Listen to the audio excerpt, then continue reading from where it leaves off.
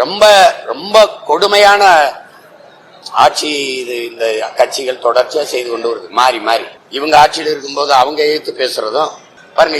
இதே போராட்டம் ஆசிரியர்கள் இந்த சம வேலை சம ஊதியம் வந்து திமுக ஆட்சியில மட்டும் எழல. இந்த கோரிக்கை அவங்க ஆட்சியில எழுந்துச்சு. இப்ப நாங்க வந்தா நிறைவேற்றுவோன்றாங்க. இவங்க எதிர்கட்சியா இருக்கும்போது நாங்க வந்தா நிறைவேற்றுவோங்கிறாங்க. ஆனா வந்தபோது நிறைவேற்றலையே. அப்ப தேர்தல் அரசியலை நோக்கியே இவங்க குறிவிக்கிறதுனால மக்கள் அரசியலை பற்றி கவலைப்படுவதில்லை. வாக்கு அரசியலே இவங்களுக்கு குறியா இருக்கிறதுனால, நோக்கமா இருக்கிறதுனால வாழ்க்கையை பற்றி, மக்களின் வாழ்க்கையை பற்றி சிந்திக்கிறது இல்லை. நிக்கிறவன்ல யாரு? வீதியில் நிக்கிறவன்ல யாரு? படிச்சவன். பிள்ளைகளுக்கு பாடம் சொல்லி அறிவார்ந்த சமூகத்தை உருவாக்குற மதிப்புமிக்க ஆசிரியர் பெருமக்கள், செவிலியர்கள், என்ன நோய் இருந்தாலும் தொட்டு அவங்களுக்கு சேவை செய்து உயிர் காக்கிற ஒரு சேவை செய்கிற சேவை பெண்கள் வீதியில் நிற்கிறாங்க.